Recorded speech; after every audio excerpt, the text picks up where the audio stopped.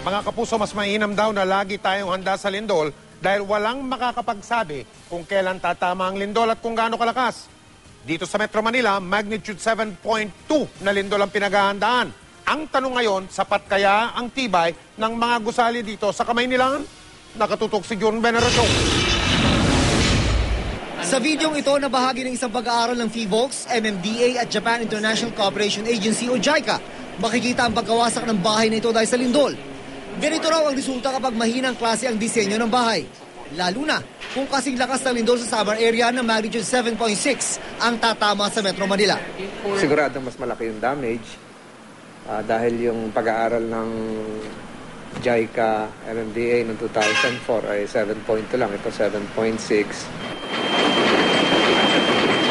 Sa earthquake simulator ng PHIVOLCS, ganito ang lakas na pag-uga na posibleng idulot ng intensity 8 na lindol.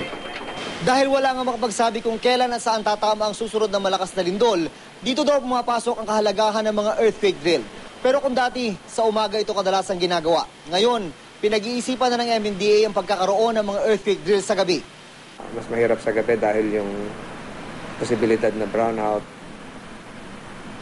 cut-off ang communication lines, pati power lines. So, yun ang pagkakaiba nun. Sa pag-aaral ng JICA, MMDA at PHIVOLCS noong 2004 na ina-update ngayon, nakakapangilabot ang maaaring idulot ng pinsala sa buhay at infrastruktura kapag tumama ang 7.2 magnitude na lindol sa Metro Manila. Tinatayang marami ang masasawi sa unang isang oras pa lamang. Bukod dyan, halos 200,000 gusali raw ang maaaring magtamo ng matinding pinsala kung di man tuloy ang bibigay. Sabi ng Department of Public Works and Highways, halos tapos na nila ang pagpapatibay sa lahat ng mga tulay sa Metro Manila bilang paghahanda sa malakas na lindol.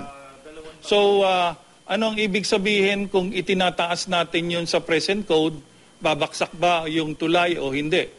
Ang sinasabi lang, kung nakaayon siya sa 2000 code, the structure should be able to withstand an earthquake of magnitude of at least 7. Ang nakikita nilang problema, ang mga lumang gusali na baka hindi kayanin ang malakas na lindol, gaya ng ilang tenement at eskwelahan at iba pang government building. Isa sa mga itinuturing ng DPWH na high-risk structure ay ang Batasang Pambasa Complex. Yung lapit niya sa fault line. Pangalawa, yung medyo katandaan na rin ng building.